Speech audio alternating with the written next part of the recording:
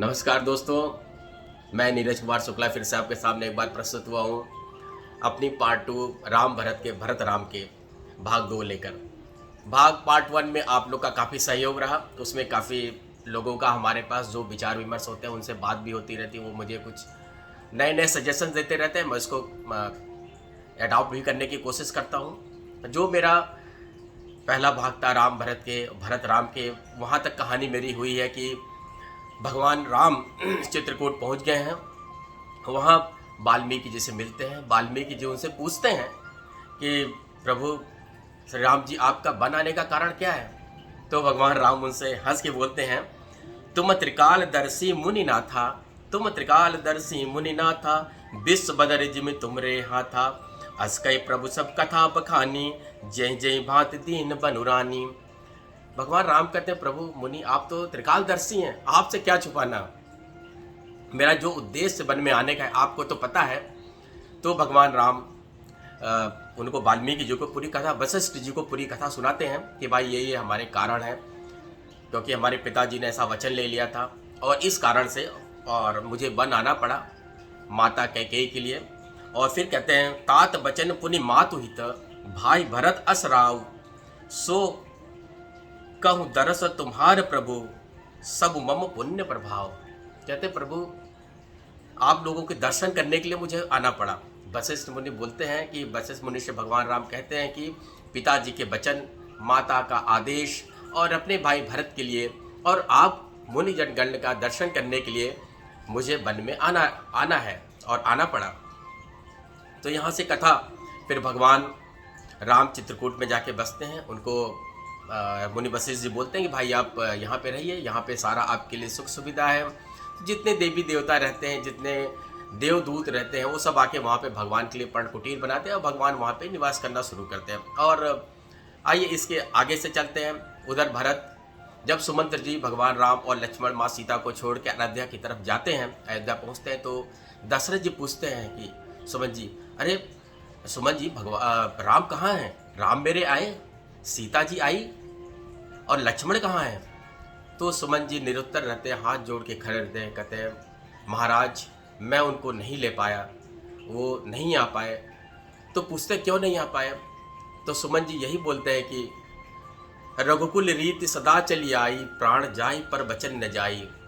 आप महाराज आपने जो वचन लिया है वही वचन को पालन करने के लिए राम सीता लक्ष्मण उसी रास्ते पे चल रहे, जिससे आपको कोई भी आने वाला भविष्य, आने वाला इतिहास आपको कुछ न बोले, माता जी को कुछ न बोले।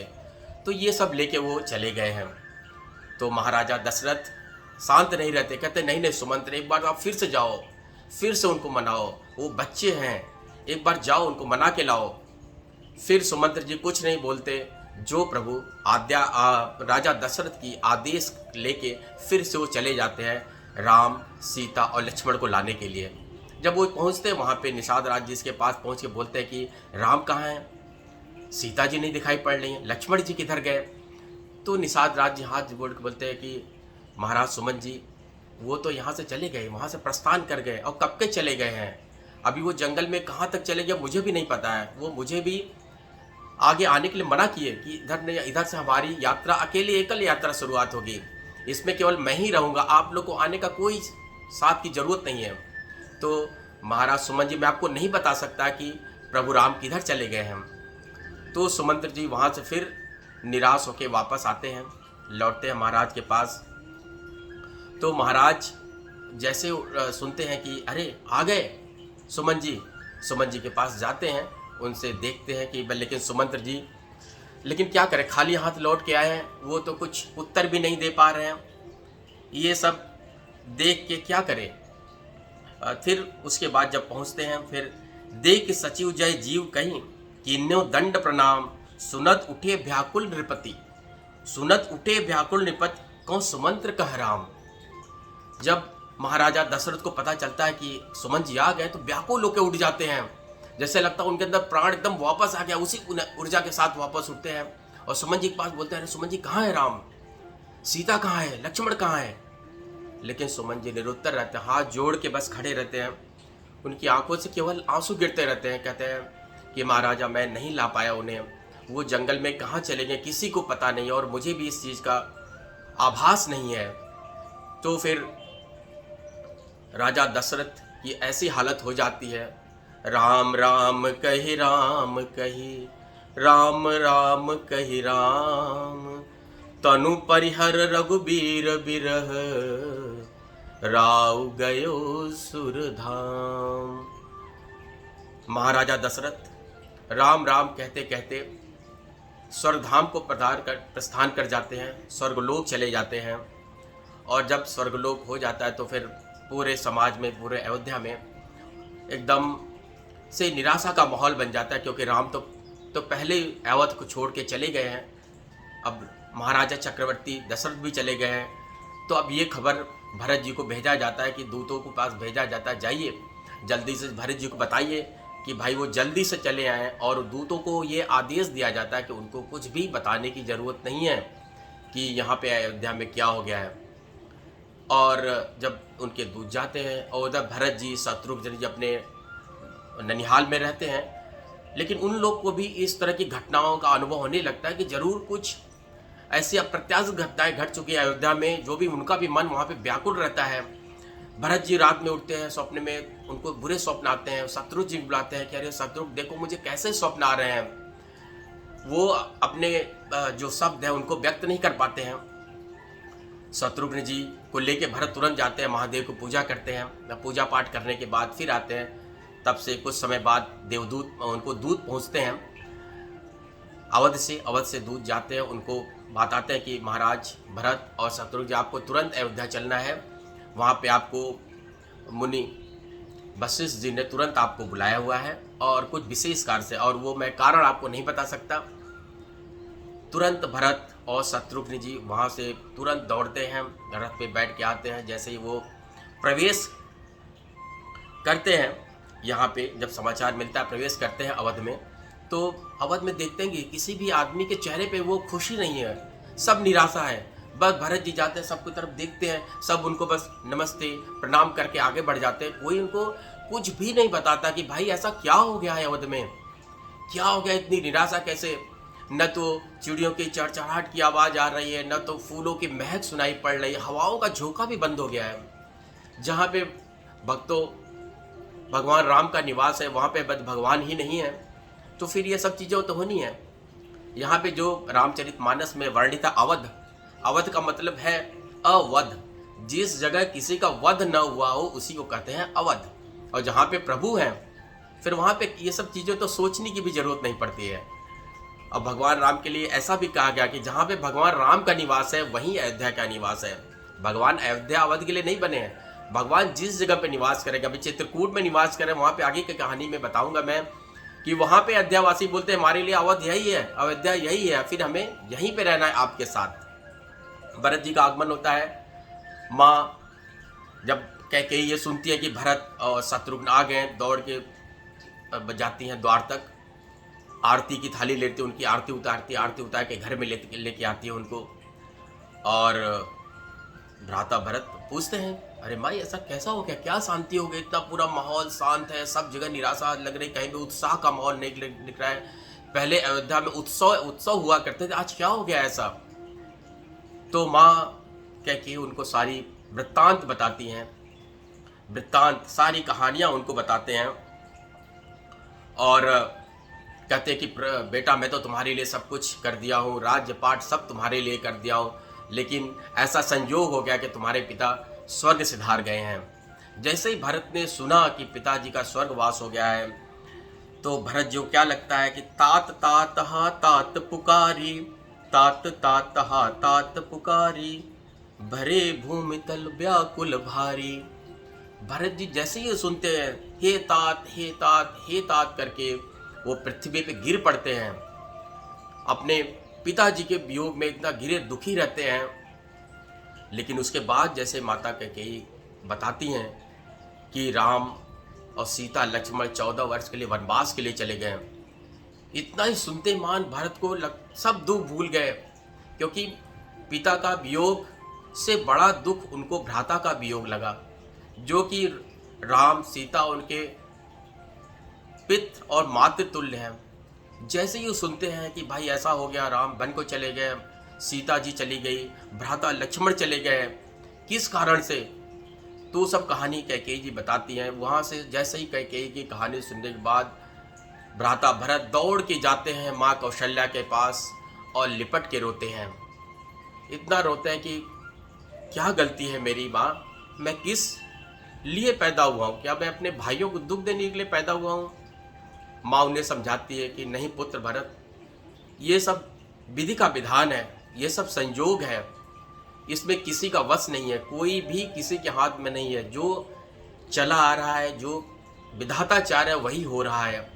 भरत जी थोड़ा गुस्से में माँ कैकेयी के पास जाते हैं और माँ कैकेयी को क्या बोलते हैं, ये न तो मैं आपसे अनुरोध करूँगा, न तो आपको सुनना है और न तो मुझे कहना है, क्योंकि ये मातृ प्रेम है।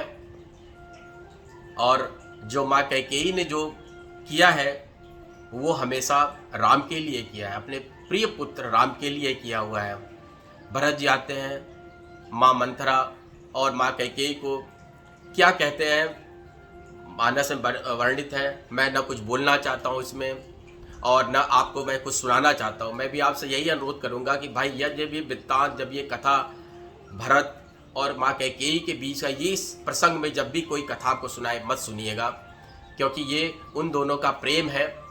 लेकिन जब माँ कैकेयी से वो माया का बंधन हटता है, जो भगवान ने माया फैलाया रहता है, जब माया का हटता है, भरत उनको जो भी शब्द बोलते हैं उनको बस एक ही शब्द सुनाई पड़ता है, राम। जो भी उनको शब्द बोलते हैं, भरत गुस्से में जो भी शब्द बोलते हैं, कुछ भी बोलना है तो माँ कैकेयी को केवल राम शब्द सुनाई पड़ता है और वो भी अश्रु गिर रहे हैं, भरत भी रोए जा रहे हैं। फिर वशिष्ठ मुनि आते हैं, वो जाते हैं उनके पास, उनको समझाते बुझाते हैं और सब समझा बुझाकर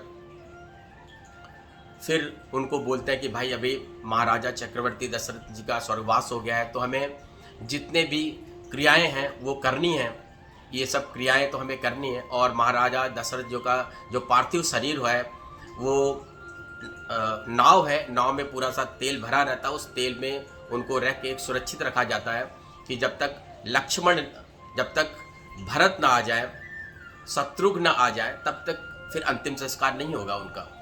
फिर भरत जी आते हैं, शत्रुघ्न के साथ जाके उनका अंतिम संस्कार होता है। अंतिम संस्कार होता है जब पूरे क्रियाकलाप बीत जाते हैं, 13 दिन जो हमारे धार्मिकों में लिखा हुआ है, सब बीतने के बाद फिर वशिष्ठ जी, मुनि वशिष्ठ उनको समझाते हैं भरत को कि भरत जी देखिए, अभी तो अयोध्या का कोई भी राजा नहीं है, जो अभी राजा थे राजा दशरथ वो भी स्वर्ग सिधार गए हैं, जो भावी राजा थे युवराज राम वो भी वन को प्रस्थान कर गए हैं, तो अभी आप ही अकेले बचे हुए जो राजपाट संभालने के लिए।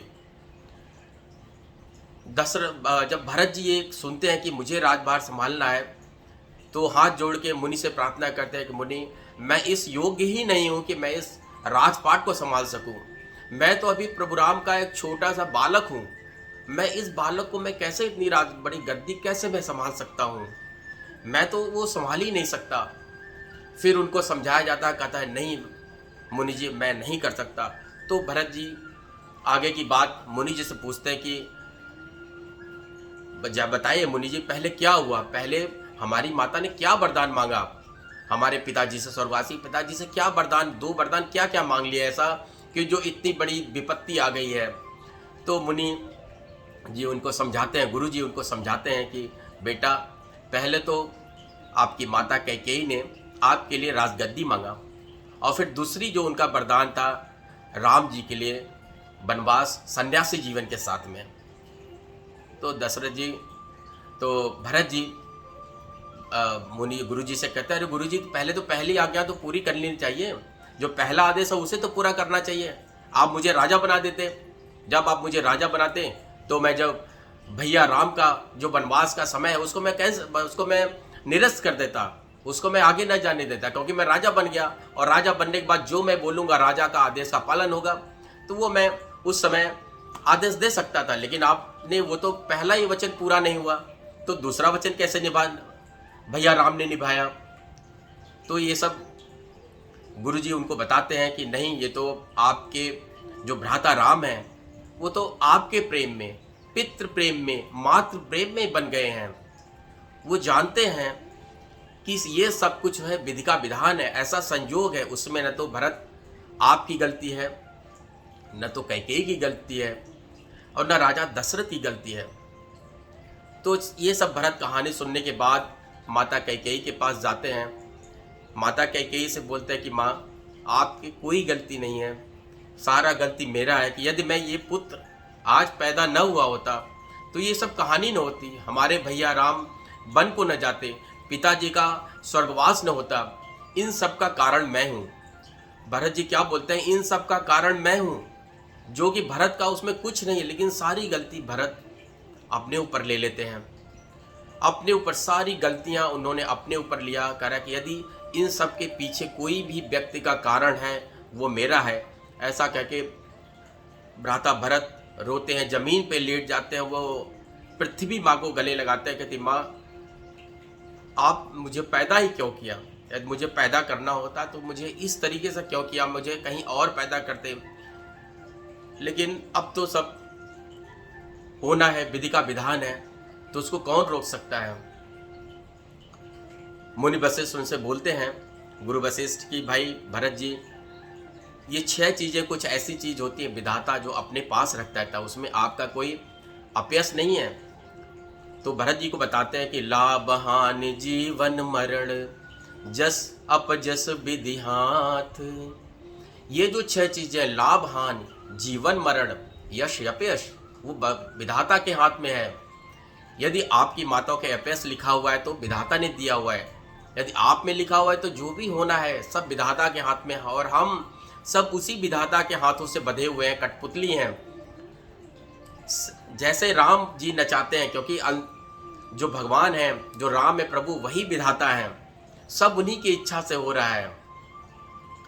तो जब ये सब उनको समझाया जाता है, लेकिन भरत जी को कुछ समझ में नहीं आता। उनको बस एक ही चीज़ लगता है कि मेरे भैया राम वन में चले गए हैं, वो कैसे होंगे वन में, क्या खा रहे होंगे, कैसे रह रहे होंगे, सीता माता उनके साथ में है, लक्ष्मण उनके साथ में है, कैसे ये सब रह रहे होंगे वन में। तो गुरुवर उनको बताते हैं कि आप राजगद्दी संभालिए। राजगद्दी संभालने के बाद फिर जब होगा, जब राम आएंगे तब आप उनको राजगद्दी दे दीजिएगा वापस। लेकिन सुमंत्र जी उस समय बोलते हैं कि आप राजगद्दी देंगे जब वो उचित समय देख के। तो भरत जी इतना दुखी हो गए कि वो उचित समय क्या है। कि कुछ चीज़ें ऐसी होती है जिंदगी में भाई, जो लेने वाला जब तक वो लेता है तब तक उसको बड़ा अच्छा लगता है। जैसे आपका धन हुआ, घर हुआ, रुपया पैसा, जमीन जायदाद, यदि आप किसी को दीजिए कुछ दिन के लिए तो उसको बड़ा अच्छा लगेगा। लेकिन जब वो वापस करने लगेगा तब उसको देखिए कितना दुख होता है। तो वो सारा अधिकार आपका है, लेकिन जब वो आपको देता है तो लगता है कि उसके हाथ से सब कुछ अधिकार निकल रहा है। तो भरत जी को सोच के बहुत दुख किया, कहा कि जब उस समय मुझे देखना तो लेने की क्या जरूरत है, जो कल की बात मैं आज क्यों करूं। तो इसलिए उनको था मुझे तो राजगद्दी पे बैठना ही नहीं है, ये हमारे बड़े भ्राता राम भगवान राम भैया का है, तो राम भैया ही संभालेंगे उसे, मैं तो संभाल नहीं सकता इसे। तो ये सब कहानी रहती है आगे। गुरुजी उनको बहुत समझाते हैं। गुरुजी उनको बताते हैं कि भरत देखिए, मैं तो इस आपके वंश का बहुत पुरोधा गुरु हूँ, मुझे सब पता है कि राम कौन है। राम जो है भगवान है, हमें उनको भगवान के रूप में हम उनको पूजते हैं। वो तो सब कुछ जानते हैं, सब कुछ उनको पता है, ये सब सारी घटनाएं होने वाली है। और ये सब जो घटनाओं को प्रेरित कौन कर रहा है, स्वयं भगवान राम कर रहे हैं। तो उनका यही आदेश है कि उस आदेश को आप पालन कीजिए और आप राजगद्दी संभालिए। तो भरत जी फिर भी नहीं बोलते कि मैं गुरुवर, मैं राजगद्दी पे बैठने लायक ही नहीं हूँ, मैं कभी भी नहीं बैठ सकता। यदि भैया राम नहीं है तो मैं इस गद्दी के योग्य ही नहीं हूँ। सारी चीज़ें बात होने के बाद भरत गुरु जी से वशिष्ठ जी से बोलते हैं कि हम लोग भैया राम को मनाने चलेंगे, हम लोग चलेंगे भैया राम को देखते कहाँ है वो, किस जगह पे निवास कर रहे हैं, जंगल में किस जगह पे हैं, हम पूरी सेना लेके चलेंगे, पूरे सब परिवार सहित लेके चलेंगे और भैया राम को मनाएंगे, उनसे निवेदन करेंगे कि जो गलती हो गई है मुझसे उसे माफ़ कर दें और वो आए अपनी राजपाट गद्दी संभालें। भरत पूरे राज्य भर में घोषणा करवा देते हैं कि हम लोग कल प्रातः उठ के चलेंगे भैया राम को लेने के लिए, उनको मनाने के लिए चलेंगे। और जब ये पूरी बात अयोध्या में पता चलती है तो अयोध्यावासी कोई सोता ही नहीं है, कोई भी नहीं सोता। रात भर वो लोग खुश रहते हैं कि कल हमें चलना है, प्रभु राम के दर्शन होंगे और उनको हम वापस लाएंगे, उनको मना के हम वापस लाएंगे। फिर ये सब होता है कि रात भर में कोई सोता नहीं। जब उनसे पूछा जाता है अरे भाई रात है, विश्राम कीजिए, कहा नहीं नहीं नहीं, हम लोग विश्राम नहीं करेंगे। जब हम प्रभु राम को छोड़ने गए थे तमसा नदी के किनारे तो भगवान भोर में उठ के हमें लोग को सोता हुआ छोड़ के चले गए थे। यदि हम रात में आज सो जाएंगे तो महाराज भरत वो हम लोग को यहीं छोड़ के अकेले चले जाएंगे उनको मनाने के लिए। तो हम लोग आज रात में नहीं सोएंगे, कल सुबह उठ के भैया भरत के साथ, महाराजा भरत के साथ हम लोग चलेंगे प्रभु राम जी को मनाने के लिए। और प्रभु आज हमारी कथा यहाँ तक है। जब भरत जी अभी चल रहे हैं, चित्रकूट जा रहे हैं श्री राम जी को मनाने के लिए। फिर इसके बाद की कहानी हम शुरू करेंगे जब भरत जी वहाँ से अयोध्या को अभी छोड़ेंगे, अगले हमारे जब छोड़ के चित्रकूट की तरफ जाएंगे तब देखेंगे रास्ते में क्या क्या घटनाएं होती हैं। यहाँ पे मैं आपको एक छोटी सी और कहानी सुनाना चाहता हूँ महाराजा दशरथ और माँ कौशल्या के बारे में, क्योंकि ये महाराजा दशरथ का जो स्वर्गवास हुआ ये खुद उन्होंने प्रभु से ही मांगा था। ये आपको पता होगा कि ये जो महाराजा दशरथ हैं और माँ कौशल्या हैं, ये पहले मनु जी और शत्रुपा जी है। इनका जो रूप है वो मनु जी का है, जो दशरथ जी इस जन्म में आए, मनु ने अवतरित लिया है दशरथ जी के में, और शत्रुपा जी माँ कौशल्या के रूप में आई हुई हैं। क्योंकि इन दोनों ने जब भगवान राम के वर्णन सुना था, उन्होंने सुना कि जब भगवान राम की महिमा इतनी प्यारी है, जब तो इनको देखने के बाद कितना अच्छा, कितना सुंदर लगेंगे। तो महाराज मनु, जिसके नाम पे हम मनुष्य कहे जाते हैं, मनुष्य, और मनु के नाम पे मनुष्य पड़ा हुआ है, जो योनि में हम लोग हैं आज, जिस मनुष्य योनि में बैठे महाराज मनु की ही देन है। तो ये लोग मनु और शत्रुपा महाराज जो 23,000 साल तक तपस्या करते हैं बिना खाए पिए। इतने सालों तपस्या करने के बाद जब नारायण प्रकट होते हैं, उनको आशीर्वाद देने के लिए आते हैं, तब वो बोलते हैं कि मांगो वत्स क्या चाहिए। तब उस समय महाराजा जो मनु थे और शत्रुपा जी ने मांगा कि प्रभु मैं आपको अपने बालक के रूप में चाहता हूँ, आप अपने बालक के रूप में हमारे यहाँ घर में आए, लेकिन आप पैदा हो लेकिन प्रभु के रूप में नहीं, भगवान के रूप में नहीं, एज ए बालक के रूप में रहें, जिससे मैं आपको बालक के रूप में खेलूँ, आपके साथ खेलूँ, आपका उस बाल्यावस्था का अनुभव करूँ कि आप मेरे साथ हैं। तो उन्होंने, भगवान ने तथास्तु बोला ठीक है। और ये भी 2 वरदान मांगा कि प्रभु आप जब मुझसे कभी अलग हों बचपन काल में, जब भी बिछड़े, तो मैं जैसे जल से मछली बाहर निकालने के बाद तड़पते वैसी ही हालत मेरी हो जाए, और जैसे कीचड़ में गाय फंसी हो और नहीं निकल पा रही हो, वो पुकारती है, उस तरीके से मेरी हालत रहे प्रभु। तो भगवान ने बोला ठीक है तथास्तु, भगवान ने आशीर्वाद दे दिया।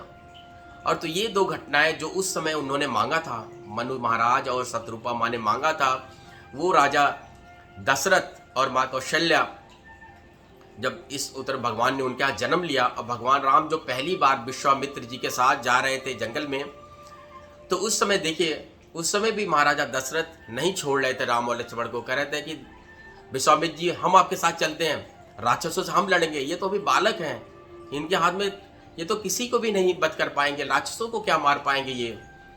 तो महाराज विश्वामित्र नहीं, उन्हीं को ले जाते हैं। और फिर उस समय राजा दशरथ की वैसे ही हालत होती है जैसे जल में से मछली बाहर पड़ी और तड़पड़ाती रहती है, कम पानी मिलने के बाद कैसी हालत रहती है। लेकिन उनको पता है कि राम लक्ष्मण वापस आएंगे।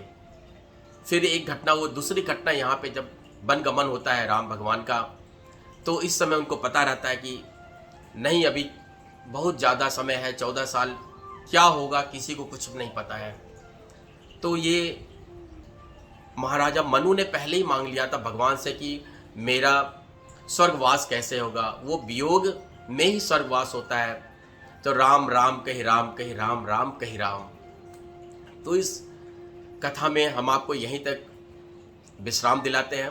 आगे की कथा हम आपको अगले रविवार को लेके आएंगे, जो हमारा पार्ट 3 होगा।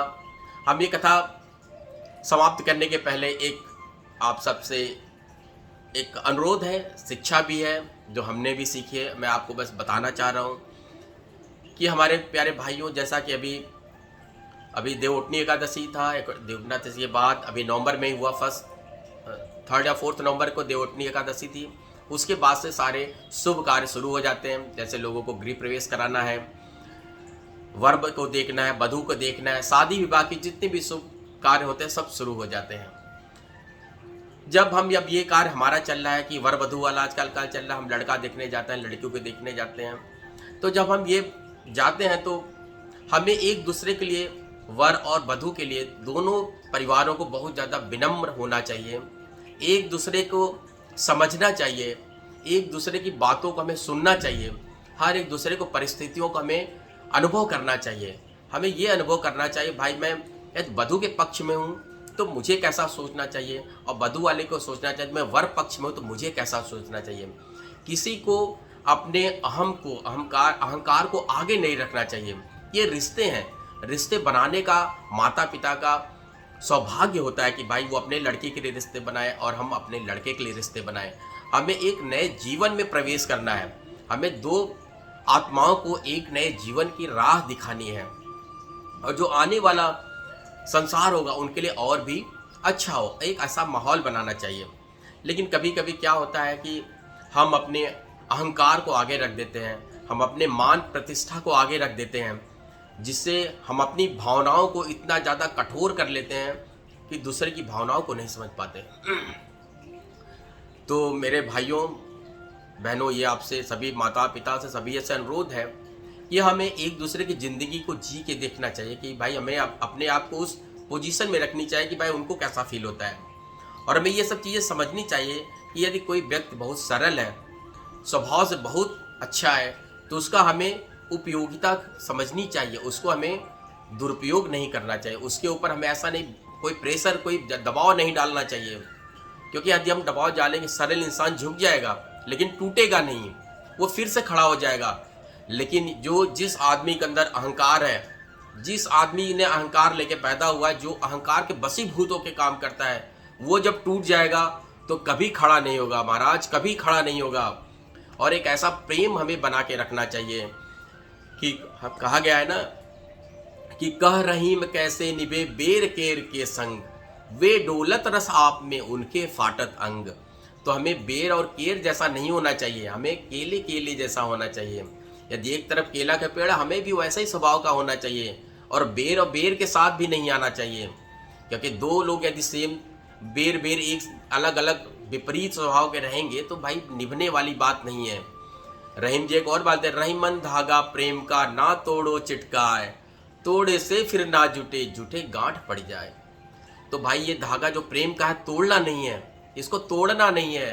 यदि टूट गया तो हमेशा मन में गांठ बनी रहेगी, वो लाख कोशिश करेंगे तो भी नहीं छूटेगी। तो मेरे प्यारे दोस्तों, मेरे भाई बहने, मेरे माता पिता, मेरे माता पिता ने जो मुझे संस्कार दिया है, जो मुझे आदेश दिया है, उस संस्कार पे मैं हमेशा चलने की कोशिश करता हूँ। मैं चाहता हूँ कि भाई मैं अपने मन, क्रम, वाणी, वचन से मैं अपने माता पिता, भाई बहन, किसी को कष्ट नहीं देना चाहता। अब पूरे परिवार को एक साथ लेके चलना है, ये हमारा सभी का उद्देश्य होना चाहिए। घर में छोटे बड़े सब होते हैं, सब एक तरह नहीं है, छोटा कोई बड़ा, सबको एक साथ लेके चलना है, क्योंकि यही तो परिवार है। यदि हमें छोटे बड़ों के साथ रिस्पेक्ट नहीं करेगा, बड़ों छोटों को प्रेम, बड़ों का रिस्पेक्ट नहीं करेंगे तो भाई परिवार ये चलने वाला नहीं है। तो हमें सब परिवार को एक साथ लेके चलना है। ये जीवन की पटरी है, जितने हम प्यार से चलेंगे, जितने आराम से चलेंगे, उतने जीवन चलते रहेगी, उतना जीवन सुखमय रहेगा और आने वाली पीढ़ियाँ उतनी खुश रहेगी। प्रभु, हमारे छोटे 3 भाइयों का पिछले 2 दिन में शादी की सालगिरह थी। आज हमारे सगे भाई डॉक्टर पंकज शुक्ला का शादी की सालगिरह है, तो मैं अपने पहले सबसे छोटे जो हमारे हैं श्री अंबु शुक्ला और उनकी पत्नी श्रीमती रोजी, उनको शादी की सालगिरह की हार्दिक बधाई देता हूँ। मैं भगवान से प्रार्थना करता हूँ कि वो लोग हमेशा जीवन में खुश रहें और आगे बढ़ते रहें। हमारे जो दूसरे भाई हैं श्री धीरज शुक्ला और उनकी पत्नी श्रीमती मीनाक्षी शुक्ला, उन दोनों को भी मैं उनके शादी की सालगिरह की बहुत बहुत बधाई देता हूँ। वो खुश रहें, आशीर्वाद रहें, आशीर्वाद उनके साथ में। और मैं अपने भाई डॉक्टर पंकज शुक्ला और उनकी पत्नी श्रीमती आरती शुक्ला को, मैं उनकी आज ही उनकी शादी की सालगिरह है, तो उनकी शादी की सालगिरह को उनको बहुत बहुत शुभकामना देता हूँ।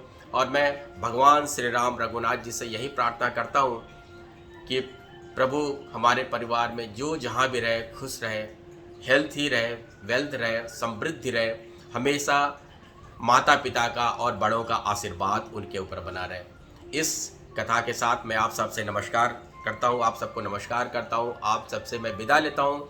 फिर मैं आपको मिलूँगा अगले रविवार को राम भरत के भरत राम के पार्ट 3 में। उसके बाद फिर हम कहानी आगे बढ़ाएंगे। उसके बाद हमारी और कहानियाँ हैं, बहुत सारी कहानियाँ ऐसी हैं जो मैंने सोच कर रखा है और लिख के भी रखा है। मैं उस कहानियों को आप साथ ज़रूर शेयर करूँगा, जिससे आप भी लाभान्वित हो, हमारा समाज लाभान्वित हो और हम लोग बहुत आगे बढ़ें। जय जय सीताराम।